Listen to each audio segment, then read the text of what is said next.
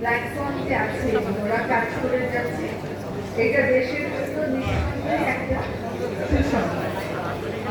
আপনারা একটা জিনিস খেয়াল করেছেন যে এখন বন্যপ্রাণী অনেক প্রচার প্রচারণা চলে, অনেক পোস্ট হয় সামাজিক যোগাযোগ মাধ্যমে, যেটা আমরা আজকে থেকে 5 বছর আগে করি। এখানে দুই রকমের পোস্টই আসে। এক রকমের পোস্ট হচ্ছে মেছো বিড়াল উদ্ধার করে কিছু সুস্থ করে ছেড়ে দেওয়া হচ্ছে, বন্দি একটা উদ্ধার করে ওইটাকে যত্ন করে ছেড়ে দেওয়া হচ্ছে এবং মনিটর করা হচ্ছে যে সে কি করে।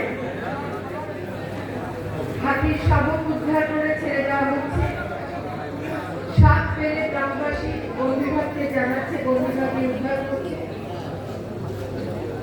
আবার আরেক রকমের খবর হয় যে সাফারি পার্টিতে যেমন নেই, যে আমাদের বন্ধুদেরকে ধরে তার গায়ের মধ্যে আগুন দিয়ে পুড়িয়ে দেওয়া হচ্ছে। এটা ভাবা যায় যে একটা বন বিড়ালকে ধরে খাঁচায় ভরে ওর গায়ের মধ্যে আগুন দিয়ে পুড়িয়ে দেবে? এটা কোনোভাবে ভাবা যায়? এটা কোনোভাবে মনুষ্যত্বের বহিঃপ্রকাশ হলো? এই দুই ধরনের খবরই এখন আসছে। তার একটা লক্ষণ হচ্ছে যে মানুষ এখন বন্যপ্রাণী রক্ষায় আগের চাইতে সচেতন এবং তৎপর। এটার আরেকটা বড় কারণ হচ্ছে যে ইয়াং জেনারেশন এগিয়ে এসছে, তরুণ প্রজন্ম এগিয়ে এসছে। আমরা যখন বড় হয়েছি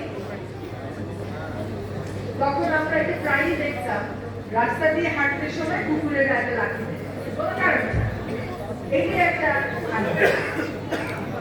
কিন্তু এই জিনিসটা আমি আমার প্রতিবেশী দেশ নেপালেও কখনো দেখি।